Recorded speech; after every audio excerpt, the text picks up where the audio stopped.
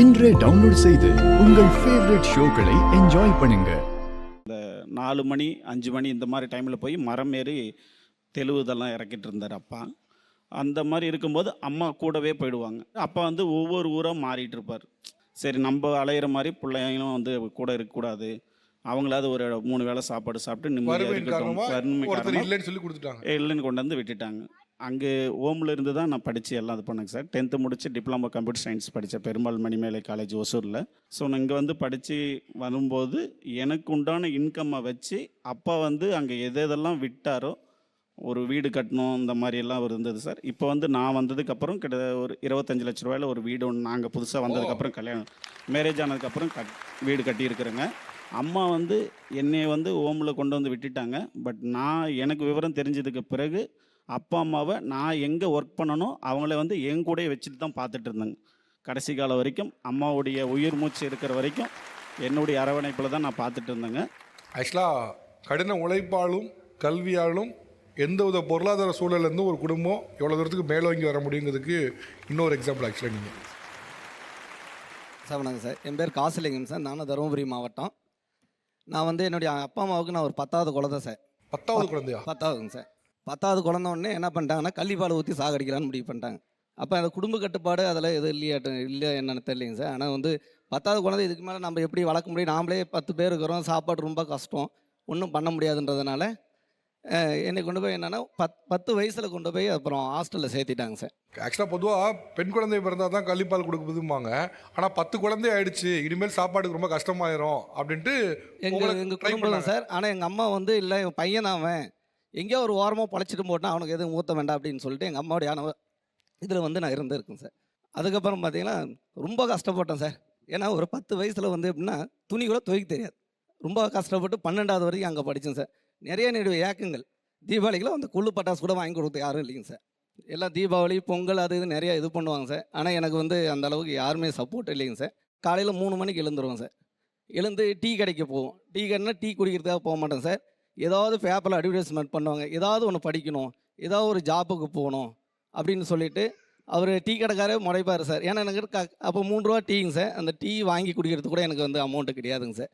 நான் போய் சைடில் அப்படியே உட்காந்து பார்த்துட்டு பேப்பரை பார்த்து அது ஒரு நோட்டிஃபிகேஷன்லாம் வரும் சார். அந்த நோட்டிஃபிகேஷன் பார்ப்பேன், ஏதாவது படித்தா ஏதாவது கவர்மெண்ட் ஜாப் போக முடியுமா அப்படின்னு பார்த்து ஒரு நோட்டிஃபிகேஷன் விட்டு இப்போ நான் வந்து படித்து ஒரு அரசாங்க கவர்மெண்ட் வேலையில் இருக்கேன் சார். என்ன படிச்சோம் சார்? ஆக்சுவலாக என்ன சார் வந்து நர்சிங் அசிஸ்டன்ட் முடித்தேன் சார். அதை முடித்து இப்போ நான் வந்து கவர்மெண்ட் ஜாப்பாகவே இது பண்ணி அதுக்கப்புறம் தான் என்னுடைய மனைவியை நான் மேரேஜ் பண்ணேன் சார்.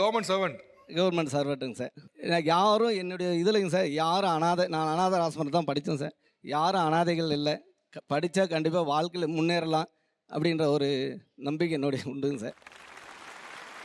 என்னை வந்து கள்ளிப்பால் ஊற்றி சாகடிக்கணும்னு சொன்ன என்னுடைய குடும்பமே இப்போ என்னுடைய சஜெக்ஷன் இல்லாமல் எதுவுமே என்னுடைய கேட்க இப்போ வருத்தப்படுறாங்க சார். ஐயோ சாகடிச்சிருந்தா என்ன வருது, இந்த மாதிரி வந்து சாகடிக்கணும்னு நினச்சேன். ஆனால் இப்போ நம்ம குடும்பத்துக்கு எதுனாலும் என்னுடைய எது நல்லது கெட்டது எதுனாலையும் என்னை கேட்காம எதுவும் பண்ணுறது இல்லைன்ற அளவுக்கு நான் கொஞ்சம் வளர்ந்துருக்கேன் சார். கிரைஸ்பைத்தோம் ராமாபுரம் மனம் பக்கத்துலேருந்து தான். நான் அங்கே ஆஃப்னேஜில் தான் இருந்தேன். சிறுவயதுன்னு இல்லை, எனக்கு சொந்த ஊர் பெங்களூரு. அப்பா அம்மா வந்து ஒரு ஆக்சிடென்ட்ல இறந்துட்டாங்க. எனக்கு ஒரு 7 வயசு இருக்கும். 2 பேருமே. அதுக்கப்புறம் சரி அங்கேருந்து தான் சென்னைக்கு வந்தேன். ஒரு சர்ச்சில் தான் வளர்ந்தேன். இருந்து ஒரு குறிப்பிட்ட ஏஜ் வரைக்கும் தான் சர்ச்சில் இருக்க முடியும். அதுக்கப்புறமும் கிரைஸ்பைத்தோம் மனப்பக்கத்துக்கு வந்து 2005-4 வந்தேன் சார். ஆக்சுவலாக எங்கள் மம்மி வந்து ஃபஸ்ட் டைம் அப்போ தான் நான் அவங்கள பார்த்தேன். அவங்க ரொம்ப அன்பாகவே என்னை பார்த்துக்கிட்டாங்க. வாம்மான்னு சொல்லி தான் கூப்பிட்டு என்னை உட்கார வச்சு பேசினாங்க. இந்த ஆஃப்னேஜ் லைஃப் ரொம்ப ஜாலியாக இருந்தது சார். ரொம்ப பெரிய ஒரு ஃபேமிலி மாதிரி இருந்தது. இது வரைக்கும் ஒரு அப்பா அம்மாவை நான் பார்த்துருக்கேன், அவங்க இழந்திருக்கேன். அதோட எனக்கு அதுனா அது சொல்லவே முடியாது சார். எனக்கு அந்த ஆஃப்னேஜ் லைஃபே எனக்கு ஒரு குடும்பம் தான் சொல்ல முடியும். எனக்கு அங்கே இருக்கவங்க அப்பா அம்மா அக்கா எல்லாமே அவங்கள தான் சொல்ல முடியும். அப்படி ஒரு லைஃப்பில் செம்ம ஜாலியாக ஹாப்பியாக இருந்தேன் சார். 2006 எனக்கு கல்யாணம் ஆச்சு. ஆர்ஃபனேஜில் உங்களுக்கு வந்து ஒரு ஃபேமிலியாக, ஃப்ரெண்டுக்கு ஃப்ரெண்டாக, அம்மாவுக்கு அம்மாவா, அப்பாவுக்கு அப்பாவா இருந்த ஒரு ஆர்ஃபனேஜ். அதில் இன்றைக்கி எனக்கு ஒரு மொமெண்ட் வந்து ஆர்ஃபனேஜில் எனக்காக பண்ணது எனக்கு இன்னும் மறக்க முடியாமல் இருக்குது அப்படின்னா என்ன சொல்லுவீங்க? சார் என்னோடய மேரேஜ் தான் சார். என்னோடய கல்யாணம் தான். என்னை ரொம்பவே நல்லா பார்த்துக்கிட்டாங்க. வெளியில் என்னை தனியாக எங்கேயுமே விட மாட்டாங்க.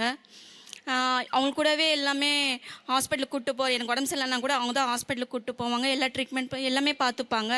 அங்கே 200 பேர் இருந்தாலும் 150 பேர் இருந்தாலும் ஒரு புள்ள சாப்பிட்லன்னா கூட அந்த ஒரு புள்ளைய வந்து கூப்பிட்டு கேட்பாங்க, ஏன் சாப்பிட்லாமா, என்ன ஆச்சுமா. அதில் நானும் ஒருத்தியாக இருக்கேன். உள்ளபடி எவ்வளவு பெரிய விஷயம். ஒருத்தரோட பசி இன்னொருத்தருக்கு தெரியணும், அது பெரிய கிஃப்ட் சார். அது எல்லாருக்கும் எல்லாரோட பசியும் தெரியும்ல. ஆமாம் சார். எங்களுக்கு எந்த ஒரு பண்டிகை வந்தாலும் ட்ரெஸ்ஸில் இருந்தால் நாங்கள் போடுற அழகு பார்ப்பாங்க சார். நான் ஜுவல்ஸ் எல்லாம் நான் போட்டதே இல்லை சார். நான் ஆக்சுவலாக வந்து ஒரு பெண்டிகாஸில் வளர்ந்தனால அது எதுவுமே எனக்கு இன்ட்ரெஸ்ட் கிடையாது. ஆனால் அவங்கள பொறுத்த வரைக்கும், எங்கள் மம்மியை பொறுத்த வரைக்கும் ஒரு நகை நட்டு போட்டு ஒரு பொண்ணானா எப்படி தான் இருக்கணும்னு அவ்வளோ அழகு பண்ணி பார்ப்பாங்க சார். ஒரு கிறிஸ்மஸ் ப்ரோக்ராம் வந்துச்சுன்னா, கிறிஸ்மஸ்னாலே எங்களுக்கு ரொம்ப ஸ்பெஷல். அன்னைக்கு அந்த டே வந்து ஒரு மாதத்துக்கு முன்னாடி பர்ச்சேஸ் ஆரம்பிச்சிடுவாங்க. எப்படி பண்ணுவாங்க, என்ன பண்ணுவாங்கன்னே தெரியாது. ஒரு சின்ன ஒரு குழந்தை இருந்தால், கை குழந்தை இருந்தால், பெரியவங்க இருக்குது, எங்களை மாதிரி வயசு பசங்க இருக்குது, எல்லாருக்குமே ட்ரெஸ் எடுத்து தருவாங்க. அன்றைக்கி கிறிஸ்மஸ் அன்றைக்கி மட்டும் ஒரு கிரவுண்டில் வந்து நின்று ஒரு டான்ஸ் ஆடி எல்லாருமே ரசிப்பாங்க சார். அழகாக இருக்கியே, அழகாக இருக்க, இந்த ஜுவல்ஸ் போட்டுக்கோ, இப்படி இருக்கு. அவங்கள தான் சரி பர்ச்சேஸ் பண்ணுவாங்க, அவங்க தான் எங்களுக்கு எடுத்து கொடுப்பாங்க. எல்லாருக்கும் வந்து இளமை காலம் வந்து ரொம்ப இனிமையாக இருக்கும். என்னுடைய இளமை காலம் வந்து அது இருண்ட காலம் தான் சார். ஏன்னா வந்து எனக்கு சின்ன வயசுலேயே வந்து எங்கள் அப்பா வந்து எங்கள் அம்மா விட்டுட்டு வந்து வேறு கல்யாணம் பண்ணிட்டு போயிட்டாங்க. எத்தனை வயசுல சார்? சார் எனக்கு வந்து 5 வயசு இருக்கும் சார். அப்போ அம்மாவும் அம்மாவோட அம்மாச்சி தான் 2 பேரும் தான் எங்களை வந்து என்னைய வந்து இவ்வளோ தூரம் பாதுகாத்து என்னை காப்பாற்றிட்டு வந்தாங்க. உங்களோட நிலைமை தெரிஞ்சும் கல்யாணம் பண்ணிட்டு போயிட்டாங்களா சார்? எனக்கு பார்வை வந்து இப்படி இருக்குது, ஏதாவது இவனால் என்ன பிரயோஜனம், நமக்கு வெளியே போகிறதுக்கு ஒரு மாதிரி இருக்குது, நான் வந்து நல்ல ஒரு ஆம்பளை பையனாக பிறப்பான்னு நினச்சேன், பட் இவன் வந்து இப்படி பிறந்திருக்கா அப்படின்னு சொல்லி ஒரு கேவலமாக அவர் நினச்சிட்டு அவர் வந்து வேறு கல்யாணம் பண்ணிவிட்டு என்னை விட்டுட்டு போயிட்டாப்ல சார் 5 வயசில். ஆமாம் சார். இது வரைக்கும் நான் எங்கள் அப்பாவை பார்க்கல, எங்கள் அப்பாட்ட நான் பேசுகிறதும் கிடையாது. ஆனால் எங்கள் அப்பா வந்து எங்கள் ஊருக்குள்ளே தான் இருக்காங்க.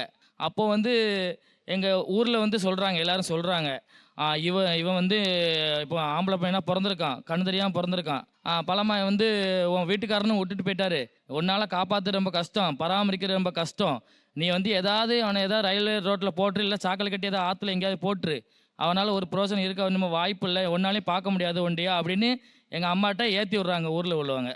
அப்படிங்கும் போது அப்போ எங்கள் அம்மா நல்ல அம்மா. அப்போ தான் எங்கள் அம்மா என்னை வந்து ஹாஸ்டலில் கொண்டு சேர்க்குறாங்க. 7 வயசில் கொண்டு என்னை ஹோமில் சேர்க்குறாங்க. அப்போ சேர்த்து இன்னைக்கு இருக்க ஸ்டேஜஸுக்கு நான் ஆசிரமத்தில் அங்கே வேலை பார்க்குறேன். இப்போ என்னோட உதவியில் 350 பேர் சாப்பிட்டுட்டு இருக்கிறாங்க. இப்போ என்னவா இருக்கீங்க சார்? இப்போ என்ன பண்ணுறீங்க? இப்போ நான் டெலிகாலிங் தான் சார் பண்ணிகிட்டு இருக்கேன். நம்ம ஆசிரமத்தில் அதாவது ஃபண்டு ரைசிங் பண்ணுறது அங்கே உள்ள ஆசிரமத்துக்கு. இதுக்கு சார் எப்போ பார்த்தீங்க? சார் என் பேர் வந்து சிந்தியா சார். எனக்கு ஊர் வந்து திருநெல்வேலி சார். அப்போ வந்து நாங்கள் வந்து வேலைக்காக போனோம் சார். நானும் ரிசப்ஷன் ஆஃபீஸில் தான் சார் வேலை பார்த்தேன். அப்போ இவங்களும் வேலை பார்த்தாங்க சார். அப்போ நம்மளை மாதிரியும் ஒரு பார்வையில் தாங்க இருக்காங்களே. அப்போ அப்படி நான் சாப்பிட கூப்பிட்டு போவேன், தண்ணி பிடிச்சி கொடுப்பேன், என்னால் முடிஞ்ச ஹெல்ப் பண்ணுவேன். ஏன்னா எனக்கு லைட்டாக பார்வை தெரியும். அப்போ வந்து எங்களுக்குள்ளே அப்படி அன்பாக பேச பழக இருக்கும். லவ் பண்ணி கல்யாணம் முடித்தேன்.